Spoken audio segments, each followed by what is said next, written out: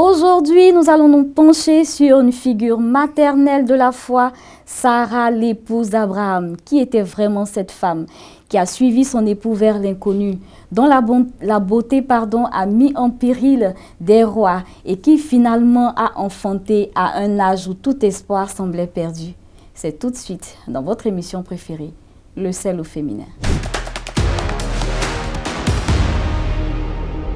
Bienvenue dans votre émission, l'émission destinée à l'édification et à l'épanouissement de la femme. Nous sommes en compagnie de nos deux charmantes invitées, Edith Gogbe et Barbara Djimo. Bienvenue. Merci. Le titre de notre échange de ce jour est « Porteuse d'une promesse qui façonne l'histoire ».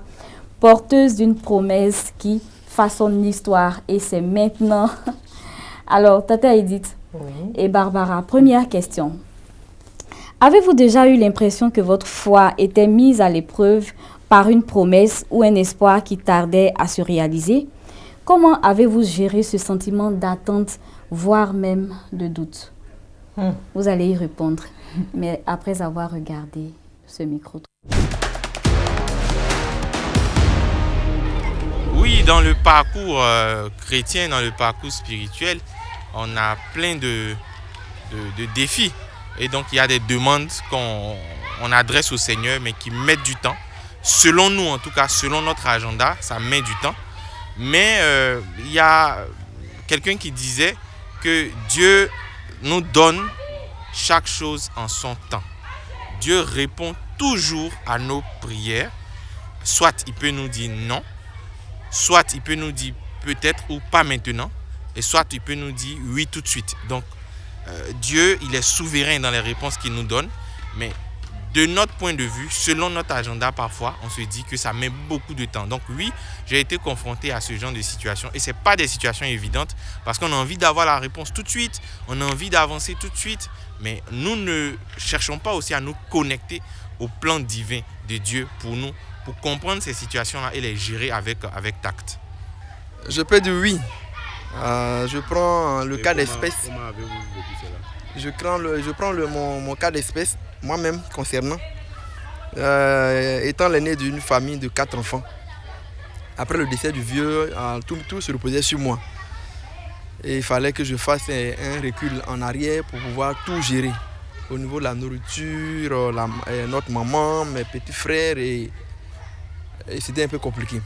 Et étant l'aîné, il fallait que j'ai du travail pour pouvoir subvenir aux besoins des autres. Et malheureusement, j'ai aidé mes frères à avoir du travail avant moi. Je peux dire que je suis le dernier même à avoir eu mon concours cette année. Étant l'aîné, moi qui étais plus avancé dans les études, parce que quand il y avait le bac, mon dernier petit frère m'était en 5e. Pourtant, c'est lui qu'on peut dire qui a ouvert même la voie des concours à la famille. Après, mon jeune frère aussi a eu pour lui, et moi c'est cette année que je suis rentré. Donc je peux dire que j'attendais quelque chose. Je priais, et Dieu a fait grâce, ça s'est réalisé cette année. Donc je pense que vraiment ça a été une grande expérience. Participer à la réussite de tes frères, toi-même qui t'es devant, qui devais d'abord avoir du travail pour pouvoir venir subvenir aux besoins, c'est toi qui tempère dans l'homme, ça et là, je viens pour avoir les 10 000, les 30 000, pour pouvoir participer à leur réussite scolaire. Et moi, étant le premier, je suis resté le dernier. Aujourd'hui, je rends gloire à Dieu parce que c'est une satisfaction, en tout cas pour moi. Bon, j'ai vécu cela avec Jésus. Voilà, parce que moi, quand il y a un problème, je me base beaucoup sur Jésus. Et avec Jésus, j'arrive à résoudre tout ce qui est difficulté. Et par la grâce de Dieu, j'ai vécu des moments. Bon, vous savez, l'enfant de Dieu est toujours soumis à des épreuves, comme Daniel et ses 3 compagnons. Et vous savez, la Bible nous enseignait beaucoup de leçons à travers ces histoires-là. À travers les promesses de Dieu, j'ai su surmonter ces difficultés par la prière et autres. Et aussi à travers l'entourage des frères et sœurs qui nous aident aussi dans la prière. Donc je crois bien que pour surmonter ces épreuves, c'est la prière, la connexion avec Dieu et aussi les frères et sœurs avec lesquels on vit, qui nous encouragent avec les prières d'intercession. Je crois bien qu'on peut s'en sortir à travers les épreuves. Tata Edith, comment gérer ce sentiment de longue attente? Vraiment, je vais être très brève. Je vais essayer, comme l'un des intervenants a dit tout à l'heure, c'était pas facile. Nous sommes une fratrie de 10 filles. 10 filles, oui. Nous avons été élevés 10 filles. Et les plus jeunes se sont mariés avant les aînés. C'était pas facile à vivre. C'était pas facile à vivre. Et moi, tout le monde sait que moi, j'aime la prière. J'aime la prière. Donc, je me suis jetée corps et âme dans la prière, dans la quête de vouloir entendre Dieu. Et une fois, Dieu m'a dit, écoute Edith, ne me parle plus de cette affaire, je vais te donner un mari. Et je ne savais pas que cette phrase existait dans la Bible. Il s'agissait de l'histoire de Moïse qui voulait entrer dans la Canaan céleste, Canaan terrestre. Quand il a insisté auprès de Dieu qu'il veut entrer, Dieu lui a dit, ne me parle plus de cette histoire. J'ai dit que tu n'y entreras pas et tu n'y entreras pas. Et ça m'a donné un regain d'espoir. Parce que si Moïse n'était pas entré dans la Canaan terrestre, il a eu la grâce d'être dans la Canaan céleste. Et il l'a vu de loin, bien qu'elle n'étant pas entrée. Et quand Jésus était en train d'agoniser, qui était là? Quand Jésus a eu pas agonisé, quand il a eu la transfiguration, qui était là? C'est Élie et Moïse. Donc j'ai dit, waouh! Je me suis appuyée sur ces deux histoires bibliques et j'ai dit, non, tiens, Éternel, je sais que ce que tu m'as promis là, tu vas me donner. Et si ça tarde, je vais attendre. Je vais attendre. Mais l'attente a été de peut-être 3 ou 4 années. Après avoir reçu la promesse. La promesse. Wow. 3 ou 4 années, oui, oui. Et chaque fois, je me souvenais, quand je voulais me plaindre, je me souvenais que l'Éternel m'avait dit, ne me parle plus de cette histoire, je vais te donner. Et quand l'idée me venait, je commençais à chanter, à louer Dieu. J'ai dit, Dieu, tu es fidèle, Dieu, tu es fidèle, Dieu, tu es fidèle. Et puis ça passait. Mais c'était une lutte acharnée parce que la société t'indexait. Oh, toi, tu vas te marier quand tous tes amis se sont mariés, tes petits soeurs se sont mariés, tout le monde se marie autour de toi. Et toi, comment? J'ai dit, waouh, mais c'était pas facile à vivre. Mais j'avais toujours ma petite conviction que l'Éternel a dit, il accomplira. Et quand ça s'est accompli, je m'y attendais le moins. Parce que c'est venu comme, je ne sais pas, hein, comme un vent. C'est-à-dire, j'ai été dotée en octobre, j'ai fait, la dot a été en octobre, le mariage civil en décembre et le mariage religieux en décembre. Tout a été fait, c'est-à-dire en un laps de 3 mois, j'avais bouclé. Fini.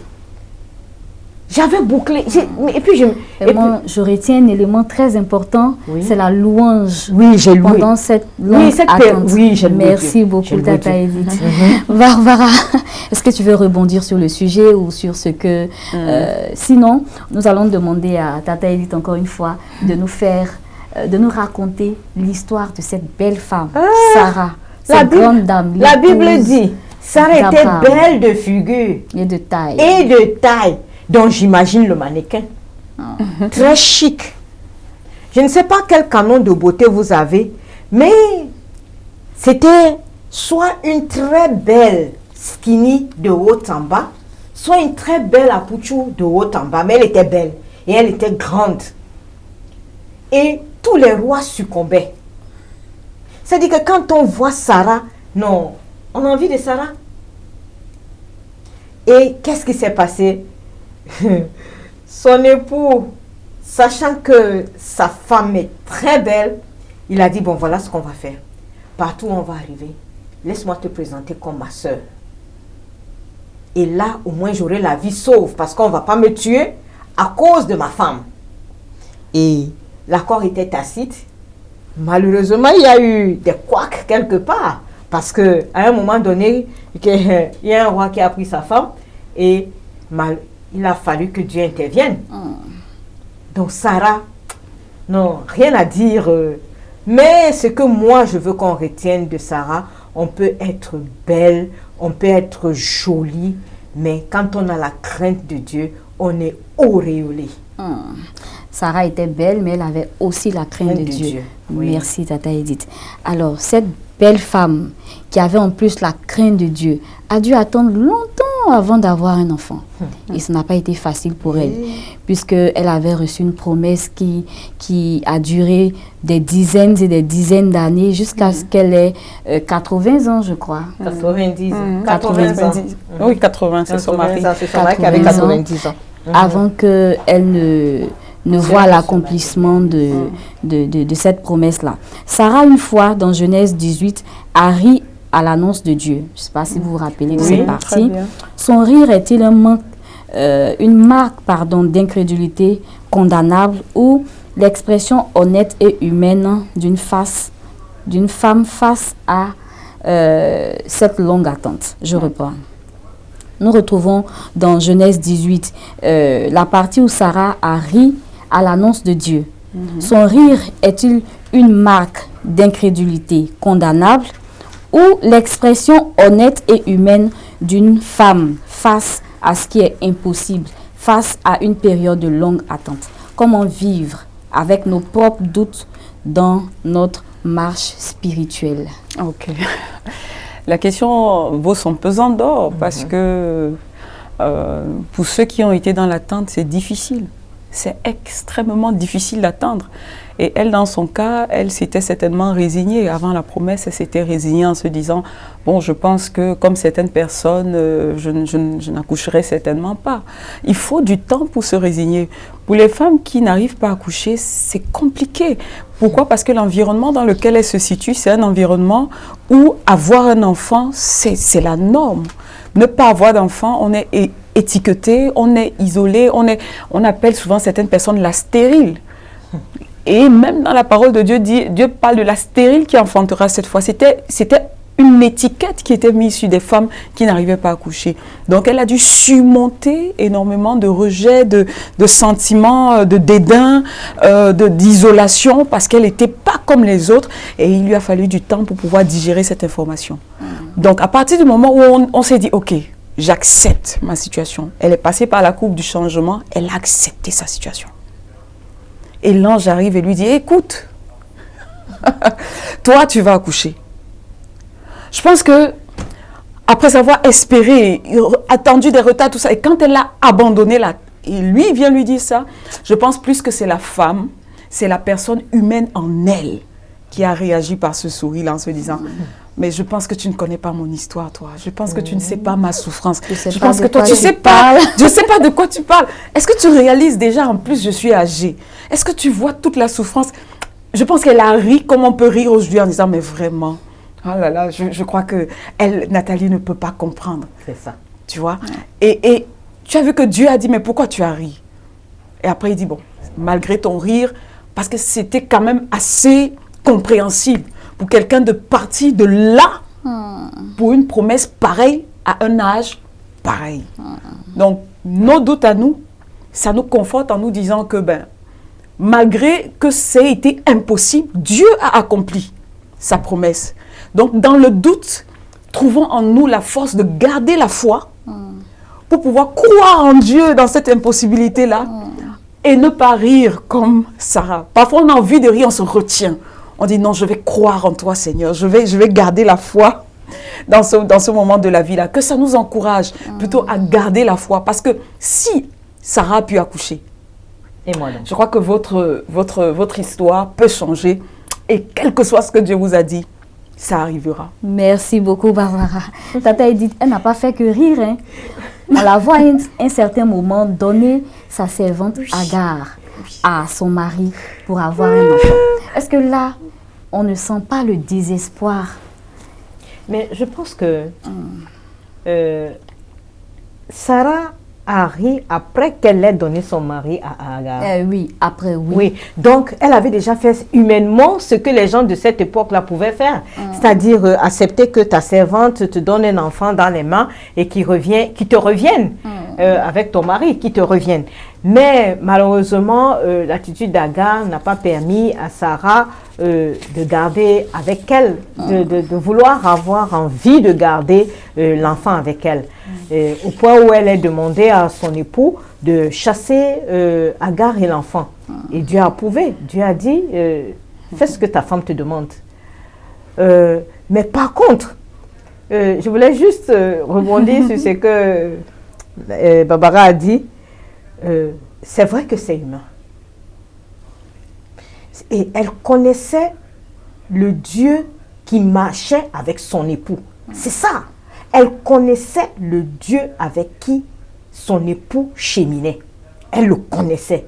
Parce que à la fin, quand on lit le livre d'Hébreux, on cite la foi de Sarah. Elle a attendu son bébé. Donc, il faut comprendre que à un moment donné, Dieu nous comprend dans notre humanité. Et Dieu vient suppléer notre manque de foi dans notre humanité. C'est-à-dire que Dieu comprend au point où lui, il vient, il te soulève et il te donne cette foi-là pour pouvoir aller de l'avant. Parce que l'attitude de Sarah a été explicite après.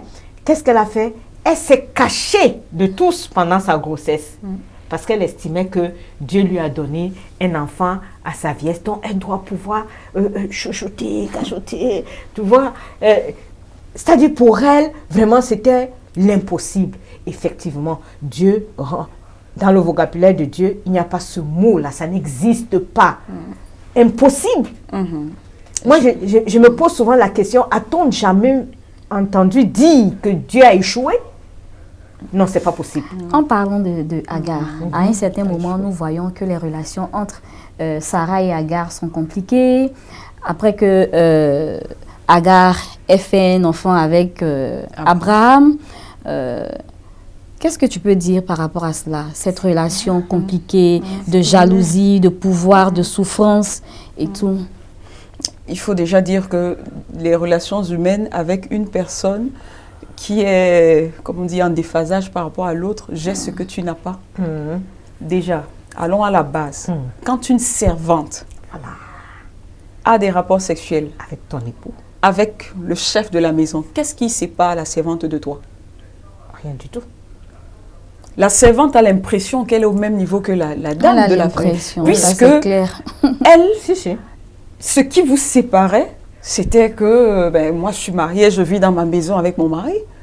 Mais ce que tu fais avec ton mari, je le fais avec lui. Et qu'est-ce qu'il me dit pendant qu'on le fait?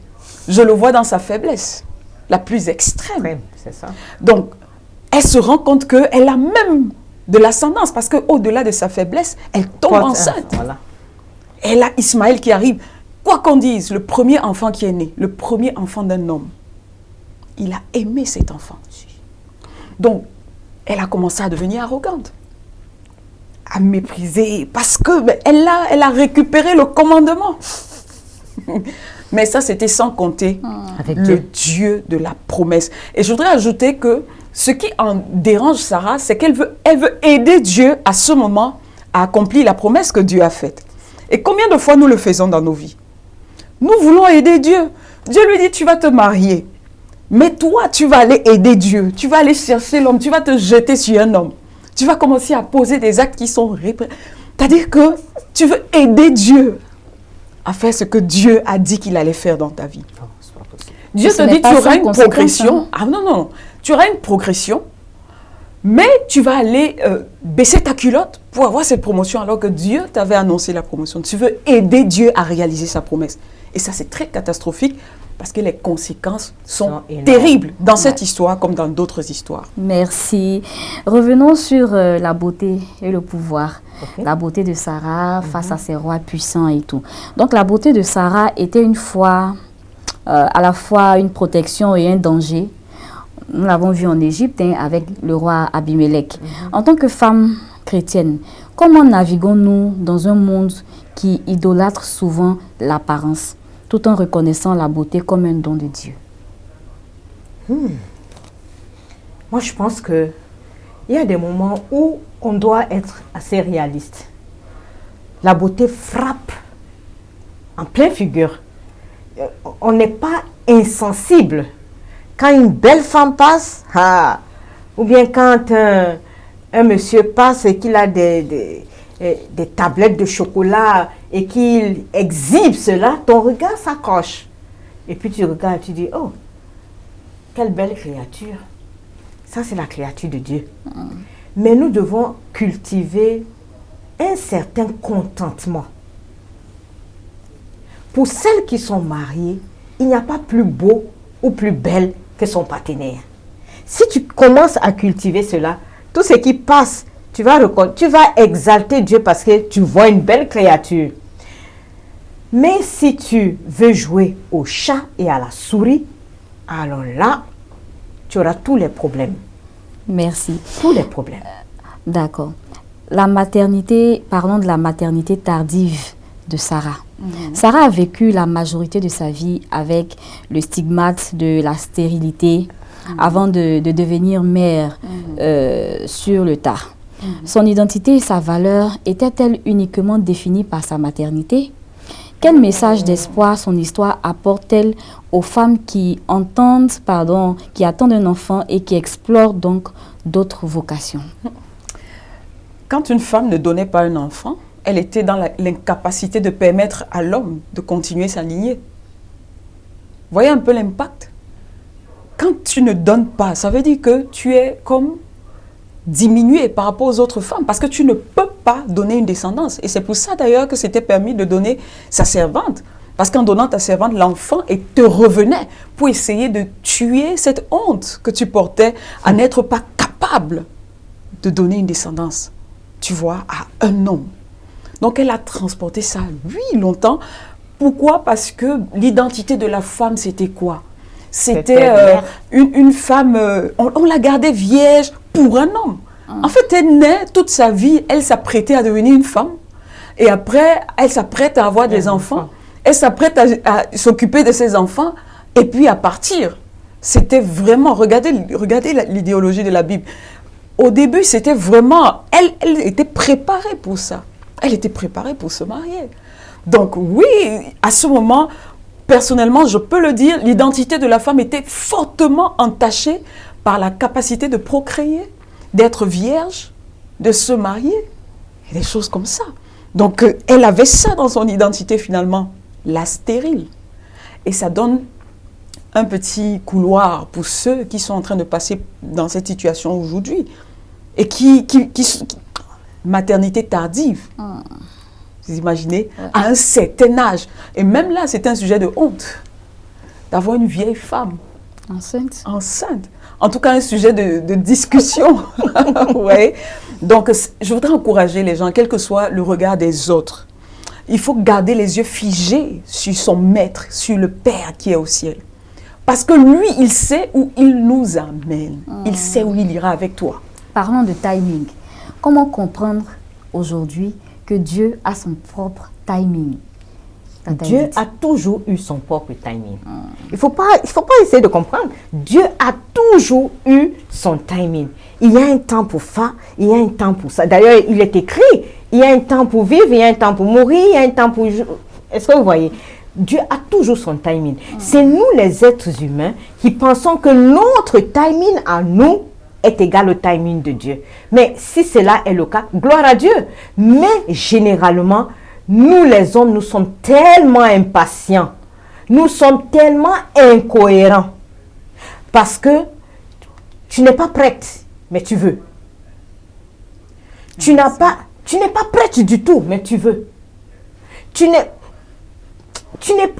C'est ce que Salomon disait. Ne réveillez pas l'amour avant que l'heure ne soit. Nous voyons ça sur toutes les rues. Une fille qui accouche à 17 ans, elle n'est pas prête. Mais elle a des relations sexuelles plus que même sa mère. Un jeune homme qui boit ce que son père n'a jamais bu. Est-ce que vous voyez? Il y a un timing pour tout. Il y a un temps pour tout. Et le timing du Seigneur est le meilleur.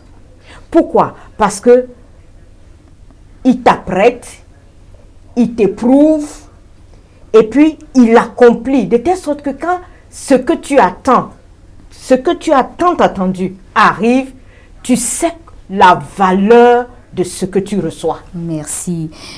Barbara, toi qui es thérapeute, comment aider une femme qui nous écoute aujourd'hui et qui est dans cette longue attente, soit d'un enfant ou d'une promesse, qu'est-ce qu'on peut lui dire? Je voudrais dire que l'une des choses qui pose un problème généralement avec les gens qui passent par une période d'attente, c'est ce que les gens pensent et c'est ce que les gens disent, c'est ce que la société dit. En fait, qui a décidé que ça doit arriver en ce moment-ci tout de suite? C'est la société, c'est l'environnement. Quand on se déconnecte des attentes de son environnement pour se connecter aux attentes de Dieu pour sa vie, on est moins sensible, moins stressé à ce que les autres pensent.